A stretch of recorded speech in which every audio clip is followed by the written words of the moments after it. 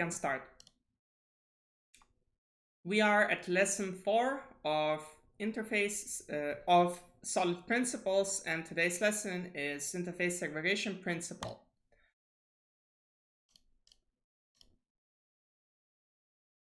The lesson is going to be very short and very simple, and well, we'll cover topics such as what is interface segregation principle, what is interface pollution, what are small interfaces and why are they good, how can we compose interfaces, and how can we fix interface segregation principle violation of code that does not belong to us.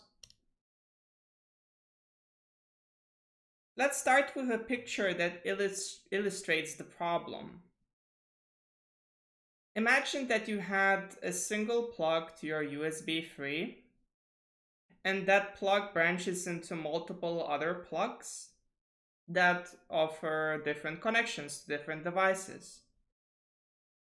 This kind of a plug is immensely flexible, but usually the cord is longer, and imagine how would all those plugs make a knot between themselves. It would be really messy and hard, and in the first place, how would we know what fits what? What if none of those ends are ever used? Only one or two are practically used. In that case, this loses absolute meaning, and therefore we have a violation of interface segregation principle. Small means simple, and simplicity is a goal in design that we go for. If it's too complex to consume, why would we need it? Interface segregation principle states that clients should not be forced to depend on interfaces they don't use. What does that mean? Again, it means that if our code changes and if our code does a certain thing, that thing should be more or less stable and not changing. And if a different logical part of code changes, that shouldn't force a client to change as well. A change should be isolated and it should affect a different logical place, thus a different logical interface. Let's go to examples. Here is an example. I am a streamer and I have a bootcamp service. From this bootcamp service, you can get lesson by lesson index. You can create lesson so that you can later on get them. You can signal a notification that the lesson started, and you can stream a lesson on Twitch, for example. So there's a single interface that defines a specification, what my bootcamp supports. However, here are the problems, or rather the questions that might arise from the implementation above. How many unrelated responsibilities exist in this interface? Well, in a single interface, we get a lesson and we create a lesson. Getting and creating refers to persistence, so those two are related. Signaling and streaming are unrelated from the rest, and in fact, signaling that lesson started is a kind of notification system, and streaming is a streaming system. So we have basically 3 different responsibilities: persistence, notifications, and streaming. And since we see all those methods in a single interface, it's the same as one big function. Its details we shouldn't care about. Imagine if the service was a composition of even more methods. Should we care about all of them? And the biggest issue about this, what happens to the client, to the consumer, when we add another method? Will they have to adapt to it?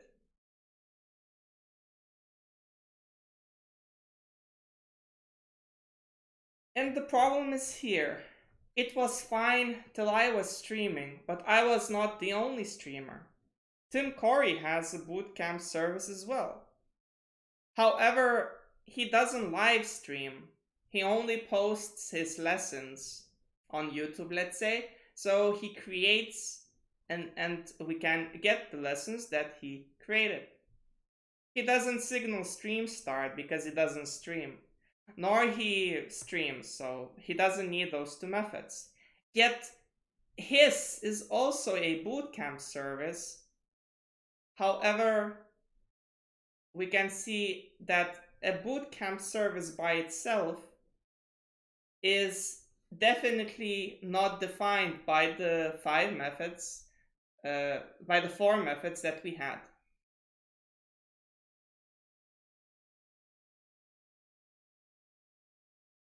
So the solution, instead of having one big interface, let's split it up into three smaller interfaces. Logically splitting is key to most problems in code design. And what does this enable us? This enables us to use just what is needed. What does that mean? The first benefit, Tim Corey's service no longer needs to implement the other two methods because it's not required by the contract. And when I look at Kaizen's bootcamp service, I can understand better what can it do based on interfaces which serve a kind of like traits. So lesson notifier, well, I can say it's a notifier, it's store, it's a streamer. These are the traits that define my stream. I don't need to know even about the actual methods. The traits tell it. Another benefit on this approach is that you see Kaizen Bootcamp service is also iLesson notifier, it's also iLesson store, and it's also iLesson streamer. And since it's those three abstractions, I can actually treat the lesson, the bootcamp service itself as an abstraction, as an implementation provider for different dependencies. So wherever it's needed, I can feed that instead of some other encapsulated implementation.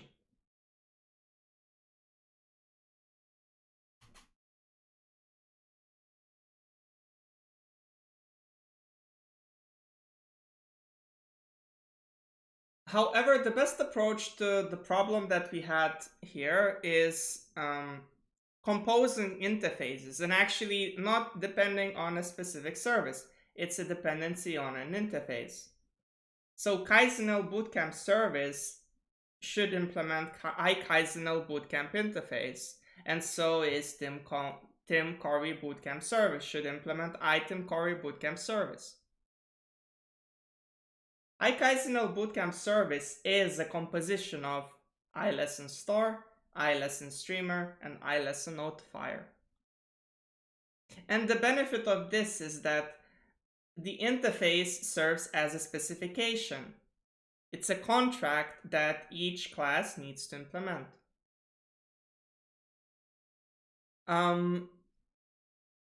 So when we look at the Kaizenl Bootcamp service, we see traits that define what the service is made of, or rather what it can do.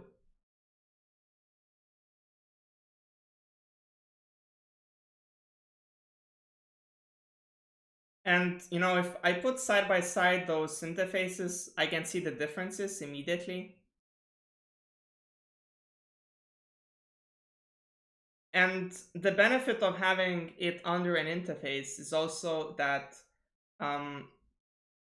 The concrete composition might change, in fact, but it's quite granular, composed of smaller pieces, and therefore I don't even care. The problem in the first place for Bootcamp Service Interface wasn't that it was big by itself, but rather that it was shared, that the same poor interface was shared across unrelated implementations.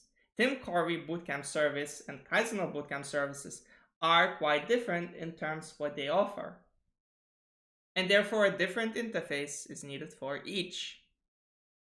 And this here clarifies how they're different.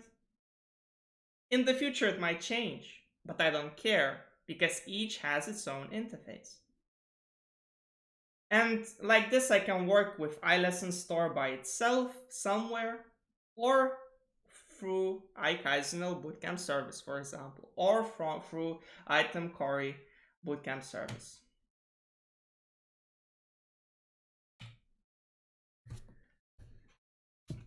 And a lot of code that we consume will have more than we need. It will expose all the different kind of functionality that we don't care about. And what should we do with such code? With code that mostly only some of it will use. And the answer to that is adapting. For example, if we try to design an inventory class, we shouldn't strive to say that inventory implements iList, because inventory is not a list of items. It could be a dictionary, it could be a bag, it could be a array as well, but it doesn't matter. Inventory is iInventory. Inventory is a concept. Inventory has a capacity. We can add, remove, and get items from it. And therefore, an interface should define the specification, what inventory can do. In this case, even though inventory is having 5 methods, you might say, well, isn't it too big? And the answer is no. All of it is really needed. Inventory, that's the essence of inventory, and that essence will not change. And that's what matters. Every inventory will have this. And if it doesn't have any of that, or even one method is not there, then it's not really the inventory in our domain. And I wanted to live code one example. How can we adapt code that has more than we need from code that doesn't belong to us? So I'll go to live coding part. For the one viewer that is watching, I'd like to ask, do you have any questions? And yeah, would you like to ask anything?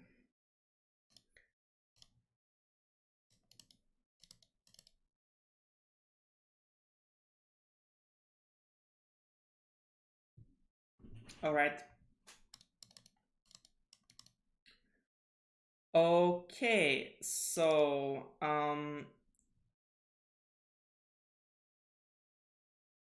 all right. Okay. So the example that we have will be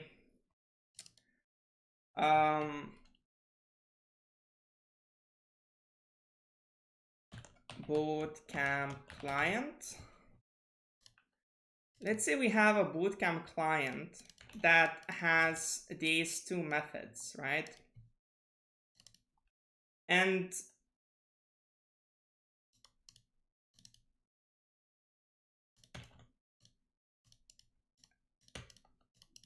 let's have everything. Okay.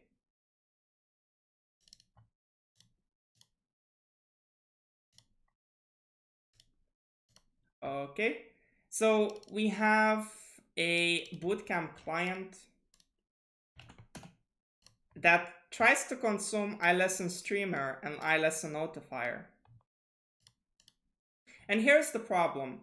Imagine that this code, I'll segregate it in a folder, does not belong to us, or rather third party. So this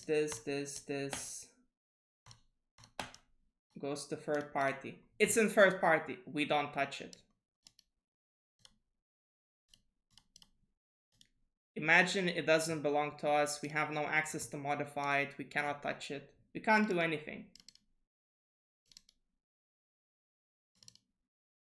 And what is the problem with this code? It's the original interface for iBootcamp service, where we can get lesson, create lesson, signal start, and stream. We can do 4 things.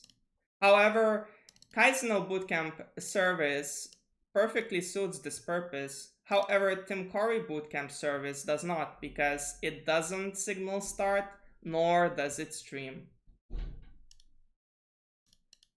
So regardless of that, we want to somehow use the capabilities of streaming and signaling start of lesson. How can we extract this functionality separate from this functionality? What options do we have? How can we extract this into 2 different components per se?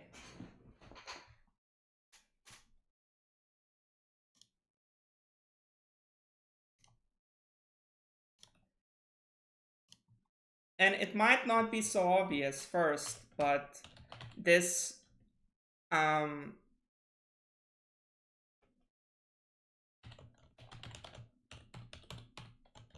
this is called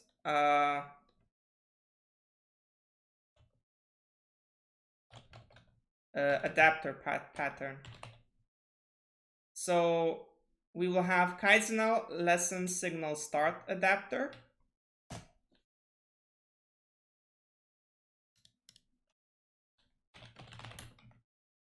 which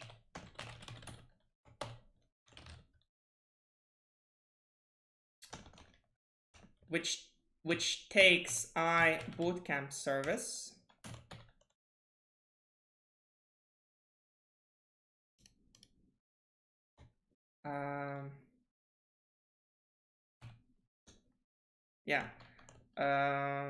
bootcamp service, and here it takes Kaizen bootcamp service. Yeah.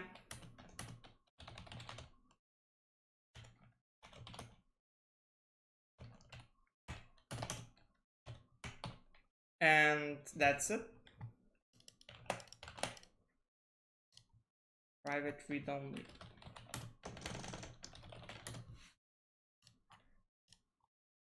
And I'll paste this, and what was it doing? It was stream, lesson stream adapter.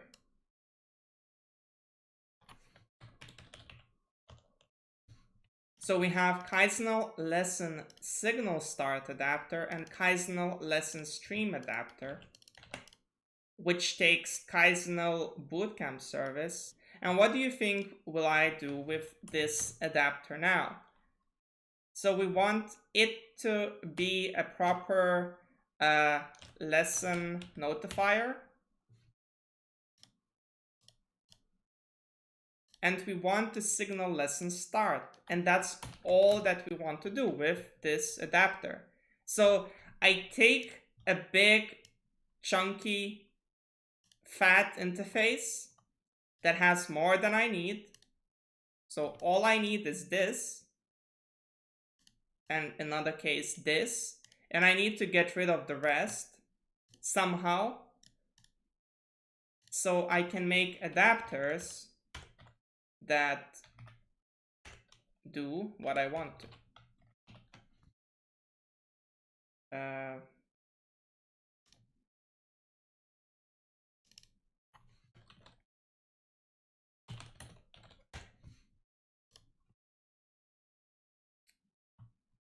Basically, lesson comes from different namespaces, and actually it's just a dummy object, nothing is there.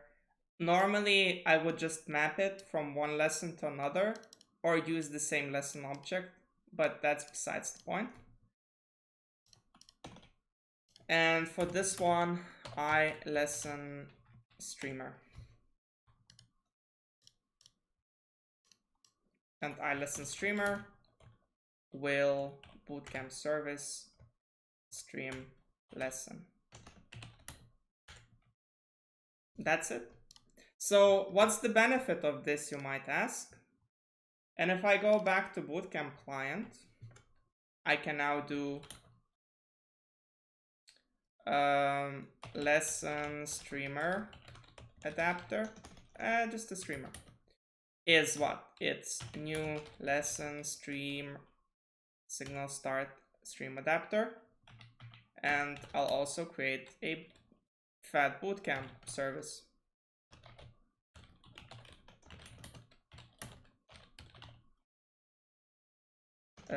Which is Kaizenal bootcamp service.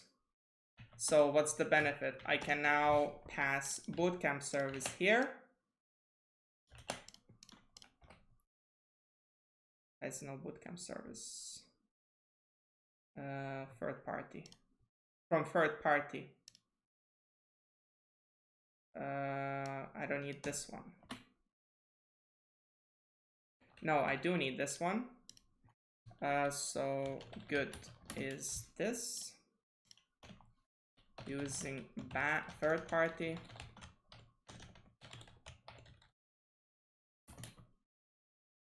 Is this.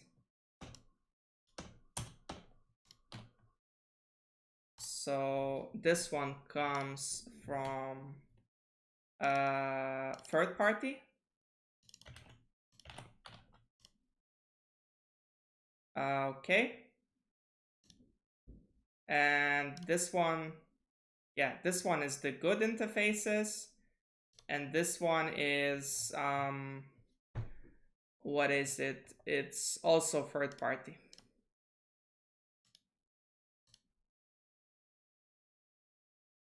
Sorry, it's from the good as well. Again, what's the point of this?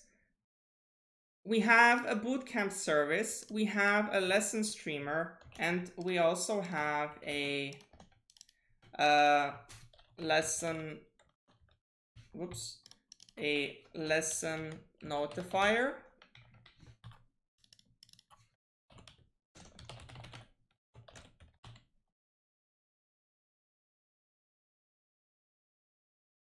I mixed those two. That's the one. And streamer, Kaizenal stream adapter. Okay. So we have two adapters, lesson streamer and lesson notifier. And well, from those, we can now create a proper bootcamp client that has the bootcamp service adapted. So what can we do? We can say client is new bootcamp client that takes lesson streamer and lesson notifier. And we can say stream new lesson. So even if we had a fat interface through writing those adapters that take a fat interface and make sure that the adapter confirms the specific interface, we basically cut the complexity off and exposed only the method that we need. So adapter is necessary when you integrate with third-party code or with a legacy system, with code that you don't really want to touch. Just want to add something on top to be able to integrate with the uh, system, with your system, with your code base, in with the design and any design really that you want. Adapter pattern allows you to integrate with anything you want in any way you want because you are in control. You can expose whatever interface you want. You don't have to have a dependency on the client, on anyone really. You can wrap it and put it on any interface you want. So I have worked in the past with code bases that are made in the 90s, and code in there is horrible and really doesn't conform to any best practices. In the first place, it doesn't even have interfaces. And not only that, it's very convoluted, complex to understand, coupled, and understanding solid principles, and especially the interface segregation principle, helps a lot because with that you can integrate anything, even the biggest crap in the world, your system, and have it under a candy wrap and forget about the crap that exists under it, disregarding the performance issues, stability issues that are going to be anyways with the system that you're working with. It makes your life slightly better. It makes a very bad situation to not so bad situation. So be smart on how you consume third-party code. Don't make interfaces fat. Keep them small, because small is usually referring to being simple. That's all I wanted to say today. It's a very short lesson because the topic is also very easy. And let me know if you understood what I said. I would appreciate if you could write what you think sums up this lesson in one sentence. What is the main thing you think you understood in this lesson? Or maybe you would like to know something new. So please ask if you would like to understand something more.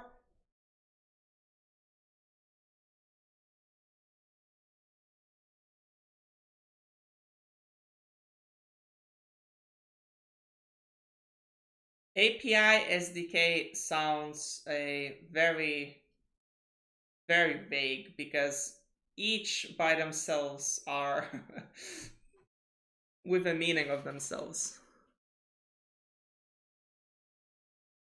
I see. We should keep interfaces to just do one specific task instead of making try to do many things. Yes, I will try to correct you a bit. The best kind of interface indeed is an interface that does one thing because it's impossible to mess it up.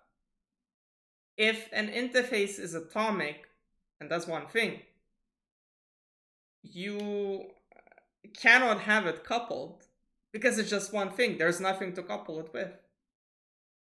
So it's having a single method in an interface kind of like hack.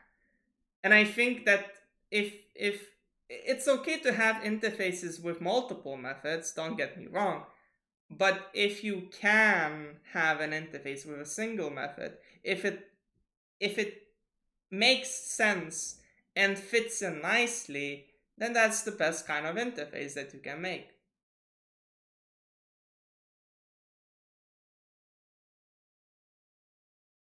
Um, what else? And interface again is a specification. Don't use it as a means of having polymorphic code or something flexible. Just use it for having logical constraints in code and clarifying what your code, what pieces of code in your software can do.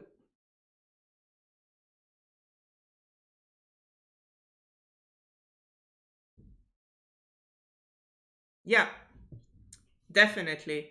One logical responsibility per interface is exactly what it should be all about. One, a specification per one task, an interface to achieve one, uh, I guess feature is okay, task is okay. Task is more about one action, a feature is more about having a full set of actions that completes what you need to do. So, in order to work with lessons, you need to store them and you need to get them. That's what minimum interface for it is. In order to notify about something, you need only a notify method. In order to stream, well, you just stream. Probably you also need start stream and end stream methods. That would make more sense. That would be the stream service, because what's gonna happen when you want to quit? Probably you want to end the stream. So that would be a better interface with a second method. But yeah, logically and not semantically organize your code. That is the rule number one that you should follow. Yeah, that's all I wanted to talk about in this lesson. Thank you, everyone, for um, your time, and see you next time. Next time is going to be much more complicated lesson about dependency inversion principle. A lot of things to cover there. And it's going to be a very practical lesson with many more examples. So thank you for your attention again, and see you next time. Bye bye.